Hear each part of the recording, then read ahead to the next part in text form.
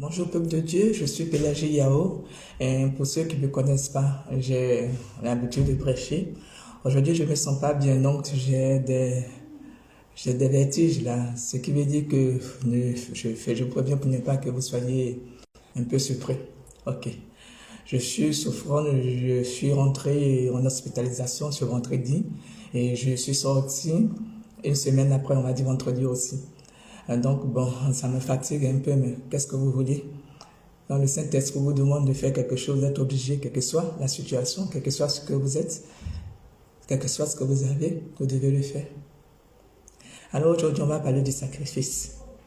Dieu le Père, pour sauver son Fils et pour sauver son peuple, a sacrifié son Fils.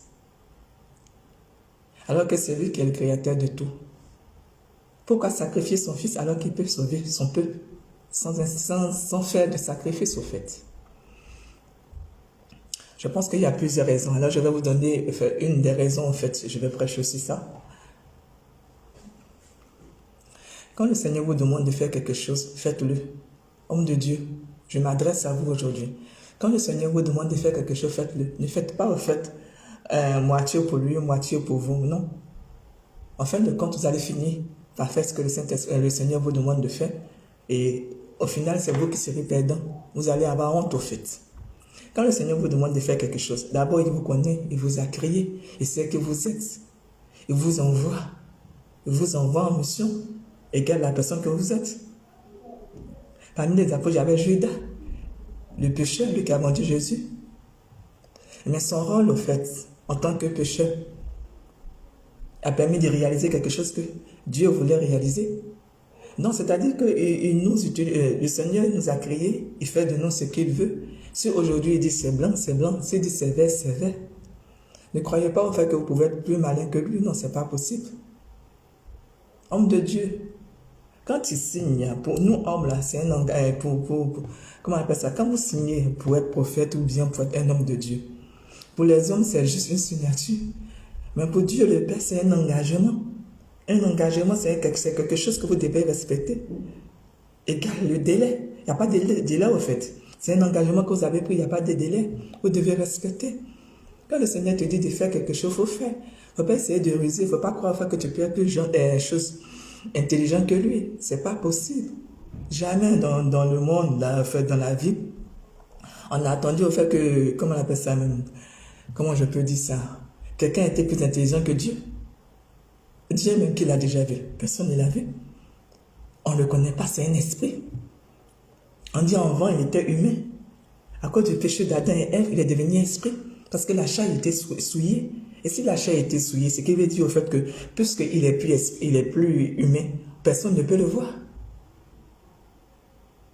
Jésus, quand il est mort, il est mort. Il est monté au ciel.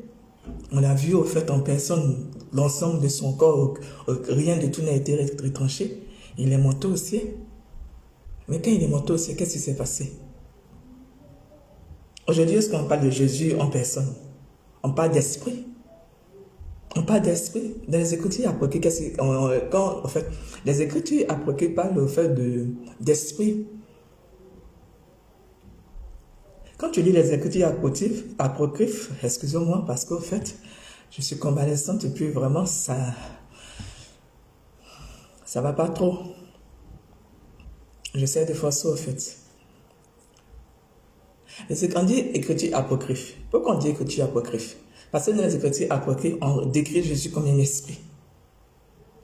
Or, la religion dit Jésus est monté au ciel en totalité avec son corps.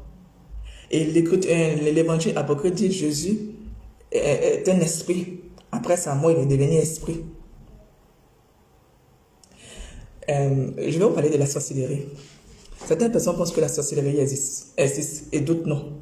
Ils disent que la sorcellerie ne peut pas exister parce que c'est des choses que tout le monde ne peut pas voir. Effectivement, c'est parce qu'on ne peut pas voir qu'on appelle ça sorcellerie. Le sorcier, qu'est-ce qu'il fait? Il se cache pour commettre des actes.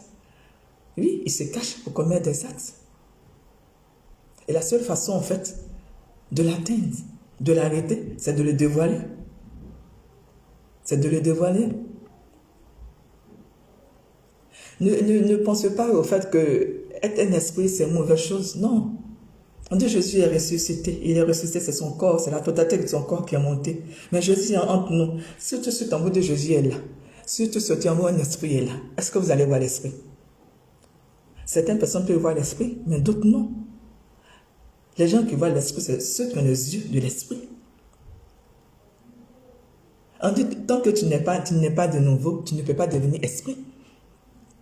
Il faut naître de nouveau pour être esprit, au fait. Esprit spirituel, esprit de Dieu. Mais la sorcellerie, pour ça, on n'a pas besoin de mourir. Parce qu'au fait, les gens parlent souvent au fait de Lucifer, du diable. Le diable qui l'a vu. La parole nous dit, Jésus nous dit, j'aime la chair. J'aime au fait l'homme, mais je déteste le péché. Alors le péché, c'est quoi? C'est la méchanceté. Le péché se trouve dans la tête. C'est la pensée. La pensée négative qui devient péché. Oui. Le péché n'est pas une personne. Le péché, c'est les actes négatifs qu'on pose. Et les actes négatifs, c'est quoi? C'est renverser la loi spirituelle, au fait. C'est tout ce que c'est. C'est ça le péché, au fait. Je tremble, je suis fatigué, j'ai le vertige. Mais il faut que je prêche. Aujourd'hui, je regardais au fait Alolia ministrer comme d'habitude le dimanche et j'ai vu l'homme de Dieu qui disait au fait qu'il aime, comment on appelle ça, il présente Céleste le carreau comme sa femme au fait, voilà. Et comment on appelle ça, il dit carrément, après je vais vous passer la vidéo au fait, il présente Céleste le carreau comme sa femme et il dit quoi? Qu'il aime que c'est son bébé. Moi, je fais partie de la prophétie au fait et je peux dire que ça me fait mal. Ça me fait mal, pourquoi? Parce que c'est l'homme, au fait, que je dois opposer, qui est en train de dire, on dirait qu'il aime une autre femme. Mais pourquoi moi je parle de ça? Je suis prophète. Soit je suis prophète dans le mensonge, soit je suis dans la vérité.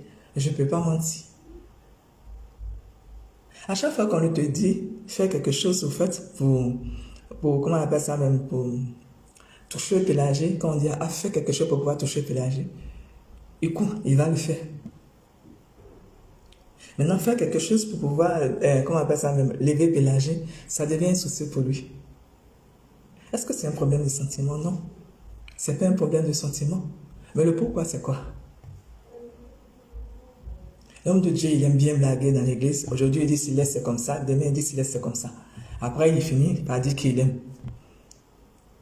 Et pourtant, il insiste sur la prophétie. Alors, qu'est-ce que la prophétie? Tout le monde veut devenir homme de Dieu. Tout le monde veut devenir homme de Dieu. Tout le monde veut faire des miracles. Mais il y a un prix à payer, peuple de Dieu. Il y a un prix à payer. On ne devient pas, au fait, comment on appelle ça, homme de Dieu reconnu comme ça, ou bien homme de Dieu professionnel. Ancré dans la parole. Il faut un sacrifice. Si tu ne veux pas sacrifier, parce que les gens, en fait, te regardent, les gens vont te juger. Peuple de Dieu, qu'est-ce que tu pourras faire pour Dieu? Qu'est-ce que tu pourras faire de Dieu? On te dit, le Fils est venu sauver le peuple de Dieu, mais il est venu avec un sacrifice. Tout ça pour nous dire, en tant qu'homme de Dieu, nous devons suivre le pas de Jésus de Nazareth. Nous devons porter notre croix. Nous devons faire le sacrifice. Le sacrifice, oui, c'est important. Quand vous partez à l'église, vous avez l'autel qui est là. Mais quand il y a un autel, il faut un sacrifice. Il faut un sacrifice. Les sacrifices sans la parole, c'est zéro. La parole sans les sacrifices, c'est zéro. On ne choisit pas de devenir homme de Dieu. On ne choisit. On nous choisit.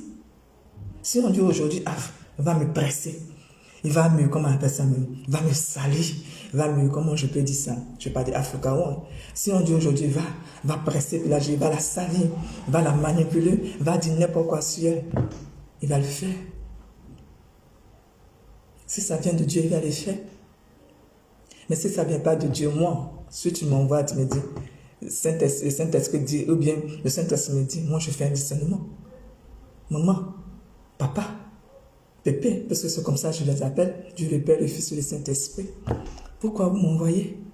Pourquoi vous me demandez de faire ça à la femme que j'ai? Est-ce parce que j'ai péché? Ils vont parler. Parce que ce n'est pas des dieux statues, c'est des dieux qui parlent. Ils vont parler, ils vont vous dire. À chaque fois qu'on vous demande de poser un acte, il y a toujours une conclusion. À chaque fois qu'on vous demande de poser un acte, il y a toujours une conclusion. Aujourd'hui, je me dis bien, comme l'homme de Dieu a compris, pourquoi on lui a demandé de faire ça. Habituellement, tu dis non. Tu dis au public au fait que tu choisis la prophétie, donc tu refuses d'être avec Céleste. Mais aujourd'hui, tu grandis, oh, il a photo de Céleste derrière toi en disant, c'est ma femme, c'est mon bébé, maintenant. Et tu te remets en cause, pourquoi? Parce qu'au fait, ça que tu as élevé, t'as descendu au fait. Et t'as sali. Chose que les gens ne voient pas, parce que j'ai parlé du spirituel. Oui, les gens ne voient pas.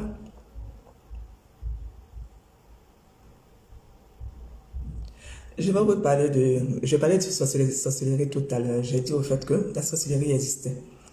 C'est vrai, je prêche, ça fait un moment, ça fait quoi en fait? Ça fait 5 à 6 ans que je prêche. Et je pense que il est temps de parler de moi. Je ne pense pas, mais le Saint-Esprit veut que je parle de moi en fait. Alors je vais vous parler de moi. Je suis Yao Pélagie et je suis ivoirienne. Je suis le septième enfant de mon père et je suis aussi le 5e enfant en fait de ma mère. Aujourd'hui, mes parents ne sont plus là parce que je suis orpheline totale. J'ai perdu mon père à l'âge de 9 ans, il est mort d'insuffisance rénale. Et j'ai perdu aussi ma mère à l'âge de 11 ans. Je vais un peu insister au fait sur ma mère. Ma mère est issue d'une famille de 5 enfants. Au fait, elle est née au fait. Elle s'appelle Aké Geneviève et mon père s'appelle Yao Alphonse au fait. Mon père c'est Yao Alphonse et ma mère c'est Aké Geneviève. Et ma mère est issue d'une famille de 5 enfants et elle est née au fait. Après la mort de, comment je peux dire ça? Après la mort de la mère de ma mère, qui est ma grand-mère, ma mère se marie avec mon père, elle est restée avec mon père, elle a connu mon père et ils ont eu des enfants. Ils ont eu, on va dire, 5 enfants. Voilà. Exemple, laquelle, ouais. Excusez-moi, je vais compter. En fait, je suis la 4e, au fait. Non, je suis la 5e de ma mère, c'est ça. Parce que ma mère a eu un enfant avant de connaître mon père. Je suis la 5e enfant, la 5e de mon père. Et après, moi, j'ai mon petit frère, au fait.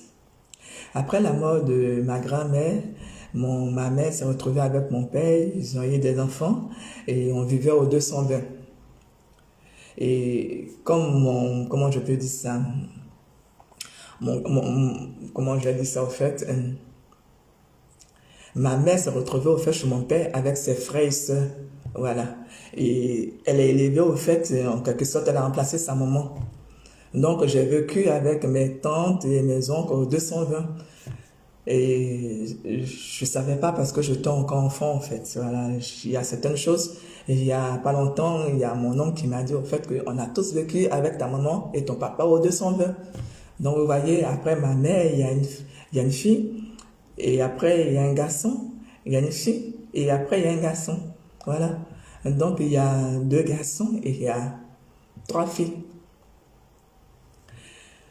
Quand ma mère est décédée, en fait, je me suis retrouvée, en fait, avec le petit frère de mon père, c'est lui qui m'a élevé. Et comment je peux dire ça? Après, il y a eu des problèmes, il y a eu de sérieux problèmes de justice, et après, on s'est retrouvés seuls. Et il y a eu comment on appelle ça, la petite sœur de ma maman, la 2e, qui nous a pris, mon frère et elle. Mon frère et moi, en fait, elle nous a pris avec elle, en fait, pour nous aider, on va dire, s'occuper de nous, on va dire ça comme ça.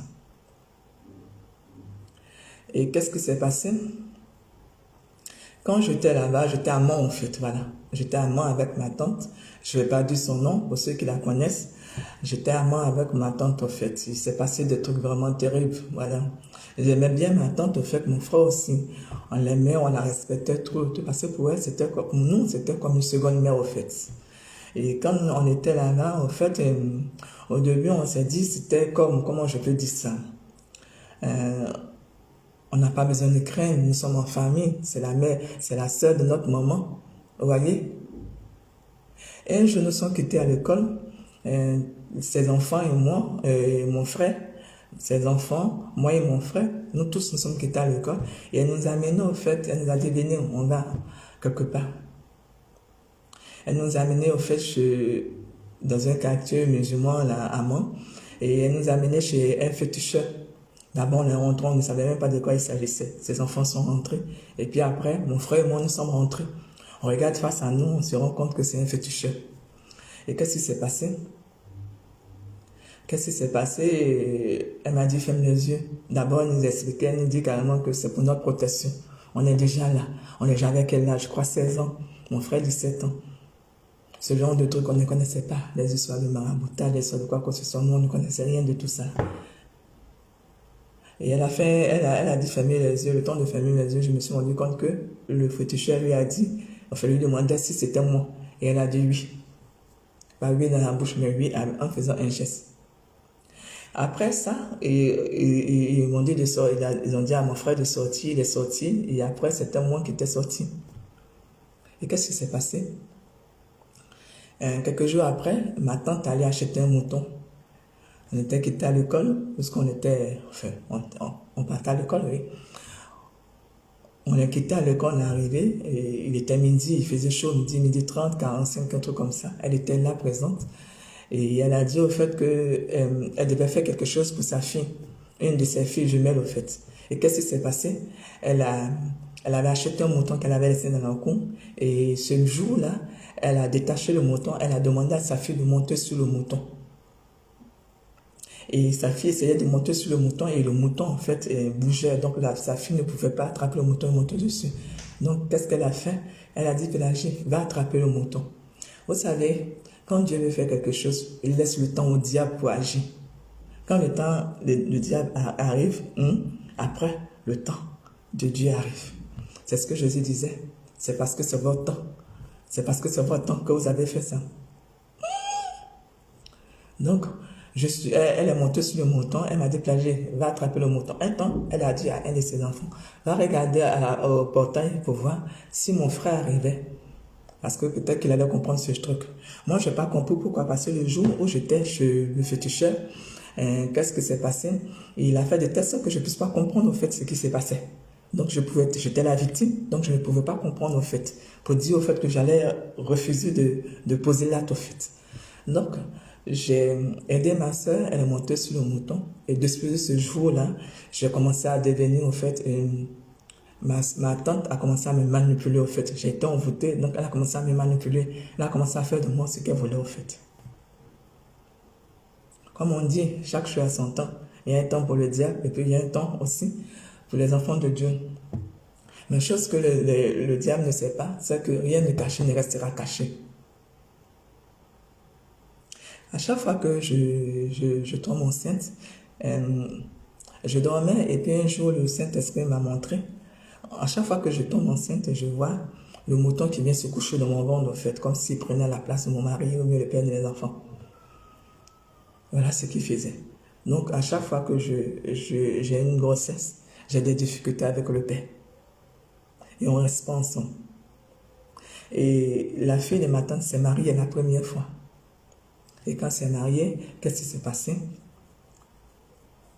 Ça n'a pas duré et elle a laissé le père de son enfant et elle est allée avec une autre personne. C'est qu'elle est montée sur le mouton. En fait, je ne vais pas trop entrer dans les détails, mais ce que je veux vous faire comprendre, on ne touche pas aux enfants de Dieu.